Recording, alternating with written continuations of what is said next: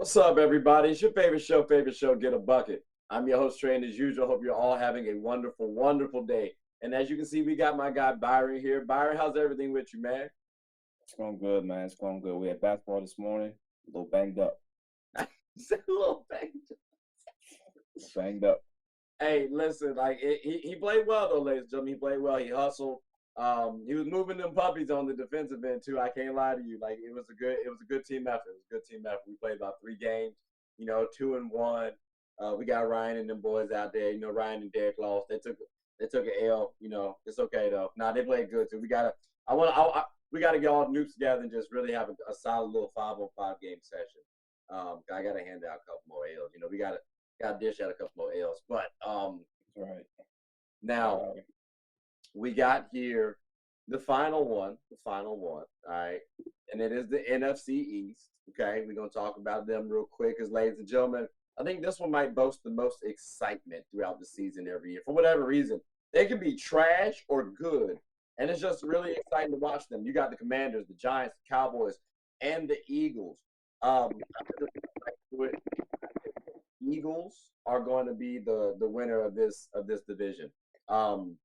Byron, do you kind of? I mean, you got the green on, so I'm assuming you're going to say yes. But do you agree with? Do you disagree with me at all? No. Okay, cool. So then, who would be your second team in this division? You got Giants, Commanders, and Cowboys. Cowboys might look like the answer on paper, but they usually do mess it up. And Commanders, they got my guy Ron Rivera from the Panthers. Shout out to the Panthers again.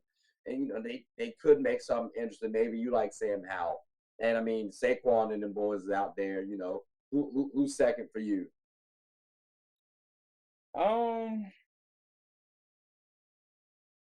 That's a tough question, man. That's a tough question. The NFC East is interesting. I think Trey Lance starts at some point this season. Oh. At some point this season, I think he starts. I said that at work the other day. People were like, "What?" I was like, "I think at some point he starts. I don't think." Not because of injury, right? Are you talking about you talking about Dak? So okay. So yeah, and I'm not gonna go into detail on that. Yeah, I don't know what they're gonna do, man. I don't think they're gonna be a good team.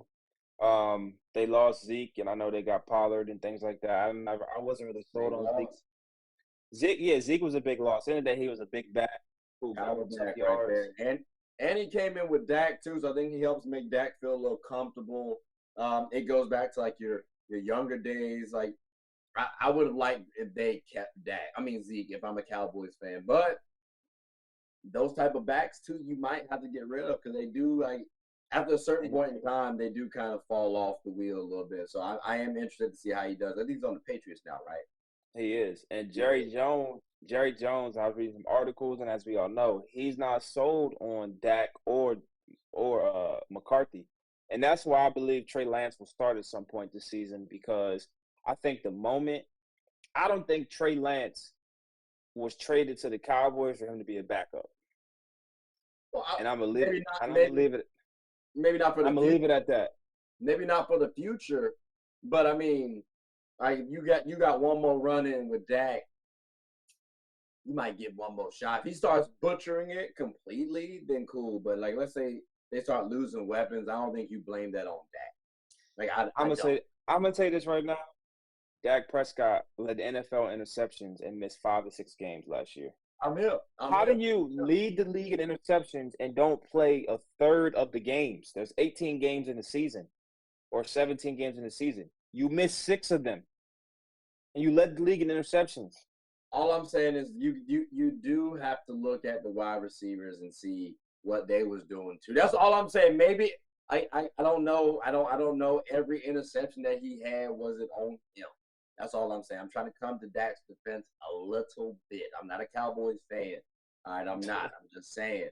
And I'm surprised you actually talking this bad about Dak, because last year you said Dak was a better leader than Aaron Rodgers, right? I'm from the outside looking in, but I do believe Dak is a better leader than Aaron Rodgers, and ultimately Jerry Jones isn't on the field playing. So I think but he does control. He does control who hits the field, though.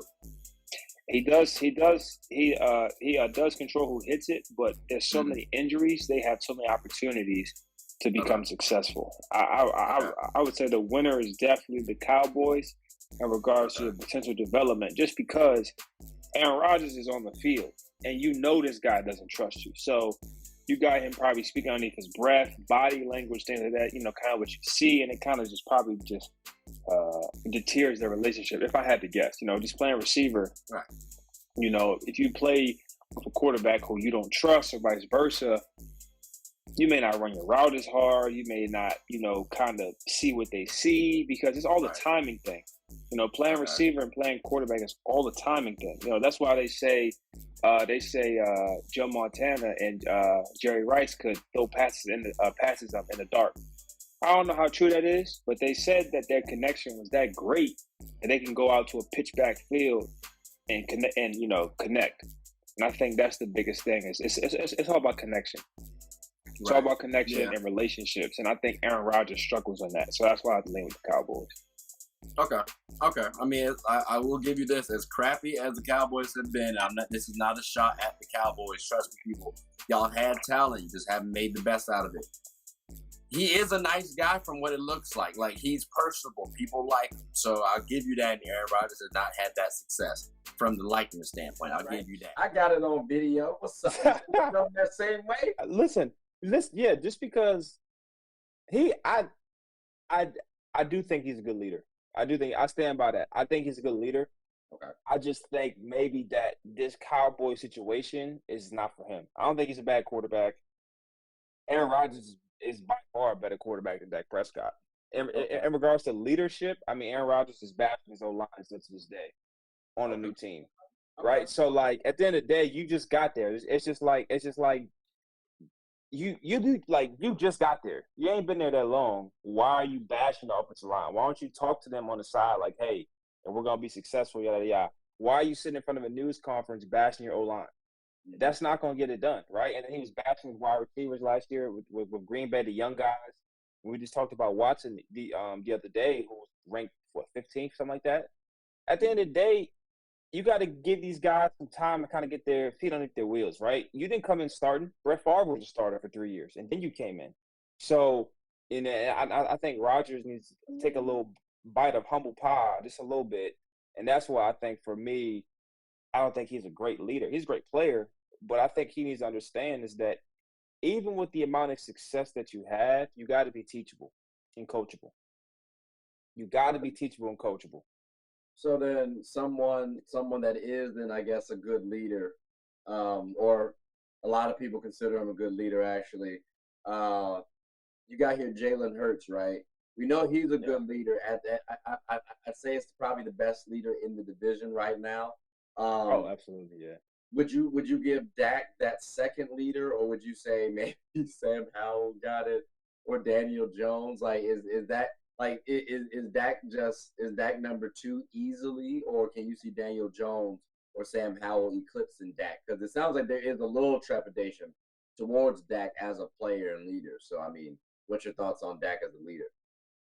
Yeah, I mean, I'm not in the locker room, right? You don't have guys. Yeah, I was saying, just your opinion. Neither one of us know anybody you would be talking about. We just giving a couple of opinions. Yeah, I'm not in the locker room. I will say you hear a lot of great things from guys inside and outside the organization about Jalen Hurts. Mm-hmm. They had to move Dak and CeeDee Lamb's lockers next to each other so they could communicate, right? I don't know why that is. That was the thing that I heard from better communication, but last year or the year before, right? Yeah. So, like, I don't know how much they're talking, right? I don't know what's kind of going on, the ins and outs. So for me, what people present may not be who they are. So I don't really know who is a good leader on these teams. You only can go off word of mouth. And I feel like what I've heard, and I know I'm beating around the question, but the perception you get, like just the perception you get when you watch these players, when you watch these teams, when you see how they interact with one another. Like we say Mike Tomlin's a good leader. I ain't met this man a day in my life, but like he just appears to be a good leader. You know what I'm saying? Like, so like the perception that you give, like, is Dak number 2? I mean, if I had to guess, so yeah, I would say he's number 2. I mean, I think Daniel Jones I think the team rallied behind Daniel Jones, especially as he got the new offensive coordinator. I don't think he was a bad leader. I think that's why he kind of got picked high, because at Duke they said he was, he was a good guy, he's a good teammate, he's lovable. So I would probably put Daniel Jones at number top or two with Dak in regards to leadership, because the Giants don't have as good of a roster as the Cowboys do, but I do think the Giants will be second in that division. I think based upon the leadership, not only from Dak Prescott, and the more I talk this out, the more I think about it. Not only from Dak Prescott, but also from the GM and the owner. Jerry Jones runs the Cowboys. Like there's no GM, there's no head coach. It's Jerry and it's the players, which becomes a problem. Yeah. That's a known problem. So that's a known problem. So in regards to organizational leadership, yes, Dallas is the number one most lucrative sports brand in the world, which is crazy, but it's true. Yeah. Jerry Jones did a great job marketing, promoting, everything. But in regards to leadership structure, I do think the Giants are a better organization based upon how they kind of go about things. And I think the Commanders, they just got the new owner who is the owner of the Sixers, and things like that. So I think the Cowboys are probably on their way to like better leadership styles. I do like Ron Rivera. So I think Ron Rivera is going to put the right person, the right general for his army. I do think that is going to be the case. But I would say that, but I would give it to Daniel Jones, and Dak is like number two. Just kind of because they say quarterbacks are supposed to be the extension of the coach. Yeah, similar to like a point guard as well. I can see that. Yeah, so that's what they say. So I mean, if that's the case, I'm not a Mike McCarthy fan. I was gonna say, if you factor in coaches, hey, maybe Sam Howell gets a little push out there. So seriously, because Ron Rivera is a well-respected head coach. I mean, he's been to the Super Bowl. He's kept y'all, Commanders at least, in the playoff hunt. So I mean, like you got to tip your cap to Ron, and same with my Panthers. So you got to tip your cap to him too. That's a very interesting point. Let me get your thoughts on these here Commanders. So I did bring somebody who's a Commanders fan, and he was saying, they're a QB away from really making some noise. So let's say Sam Howell is their guy. Like, I'm not trying to peg him out to be this next star, right? But he's just a competent quarterback, like a Kirk Cousins a little bit, maybe a bootleg version. Can they make some noise in this division? Can they beat out the Eagles and the Giants and Cowboys? I mean, they have a decent defense. Ron Rivera, the defensive-minded coach. I mean, what's your thoughts on this Commanders team? Are they just a quarterback away from really making some noise? Because they do have Terry McLaurin as well. I mean, yeah, I know Chase Young is back. I know he tore his ACL last year, so he's back. I mean, he's a freak of nature. So, and the Commanders always have a good defense. Yeah. Historically, they always have a good defense. They always have a top 10 defense in the league. I don't see defense ever being a problem with them, especially when you have an edge rusher like Chase Young. Right. So, for me, with the Commanders, it's really based on how Sam Howell can play. I know he kind of came in later last year. He didn't have a too great of a year when he was at UNC, when he was the number one Heisman finalist or the number one preseason finalist. He did not have a good year at UNC. Right. But that can be different factors, right? It's not college anymore, so we'll see what he kind of does with the full offseason as knowing he's a starting quarterback of the team. What do I give them?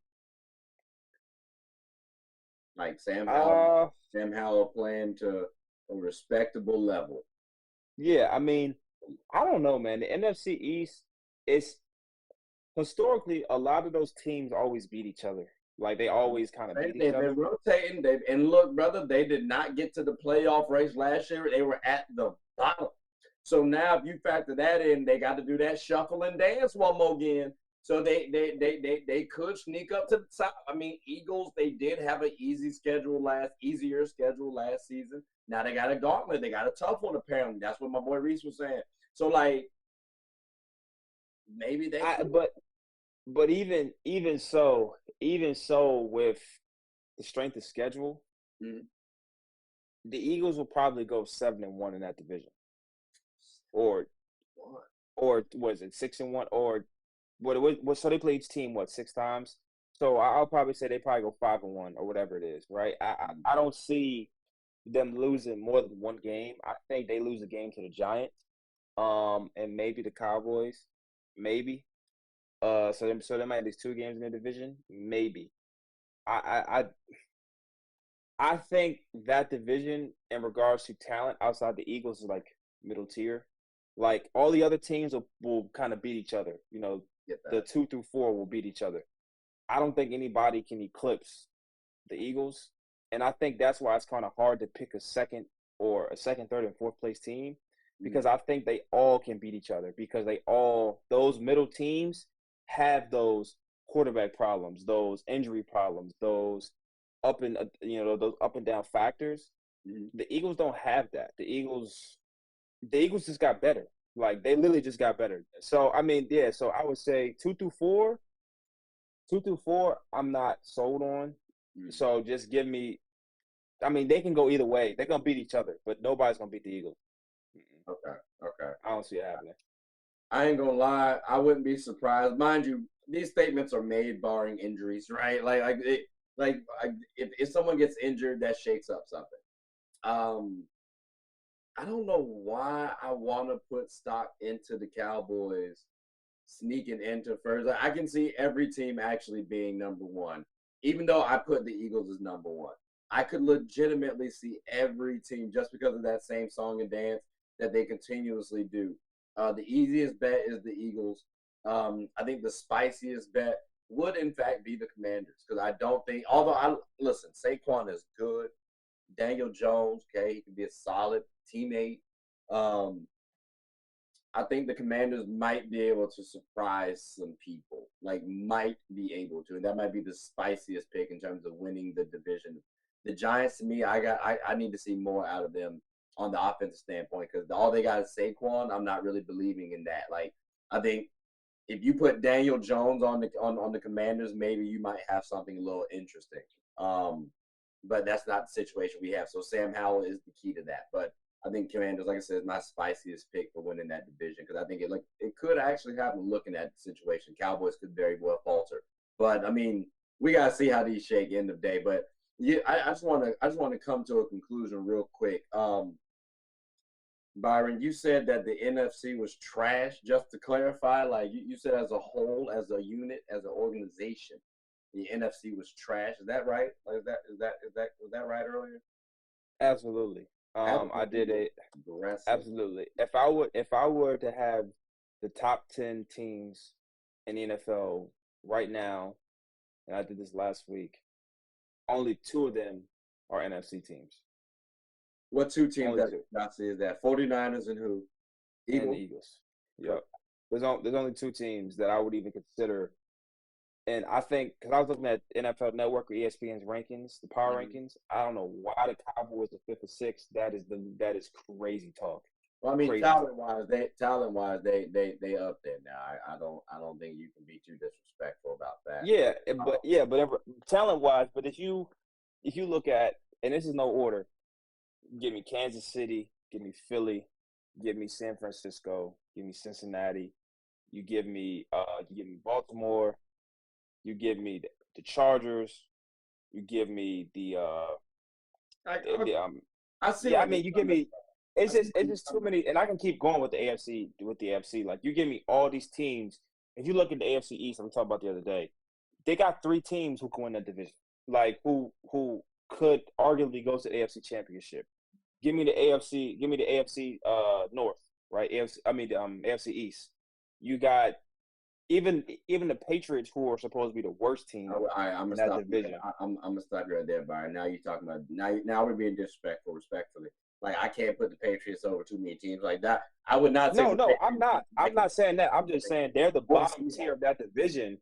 They're the bottom tier of that division, and I still don't think that they'll be that bad. It's stout. That's my point. They're stout. You got Miami, you got the Jets. And you got Buffalo. You see what I'm saying? But those are 3 teams. So I can name 3 teams from the AFC East, 3 teams from the AFC North, 3 teams from the AFC West. I can name the Broncos, who I think will be good, the Chargers, and Kansas City. That's 9 teams who I believe Yeah, but are that better ain't than this ain't typical though. Normally it's like you get yeah. Cowboys, It's Eagles, you got Packers in there, Vikings used have to made a push, yeah. although you might say bottom of the pack. One of the teams from the South might make a noise. I might make some noise, but typically it's been like the Saints. And then like the Seahawks, 49ers, Rams, they just been having like a little lull, if you will. Well, not 49ers, but like they're normally in the top tier runnings as well. So it's it's just a down little stint. But to say the NFC as a whole is trash, I think we might have some teams that surprise you, Byron. I think we might, but we're gonna have to see because again, I just wanted to make sure I had that on record. To always research. Yeah, absolutely. Another time. But no, I appreciate this, Byron. Thank you for definitely coming on to the show, my boy. Did you have anything you want to say before we close up shop? Nah, man. I hope y'all have a great Labor Day weekend. Enjoy y'all day off and things like that. Y'all be blessed. Definitely. That's a dope shirt you got, by the way, my boy. It's a dope shirt you got there, by the way. But Appreciate it. all right, ladies and gentlemen, I hope you all enjoyed that. We just covered the NFC. We also got some wide receiver debate as well, AFC discussion, a whole bunch of NFL. Because again, it's called Get a Bucket, but we talk about football and other sports as well. So I hope you all enjoyed it. But please like, subscribe, comment, tell anyone about the show. Hope you all have a good one. Take care.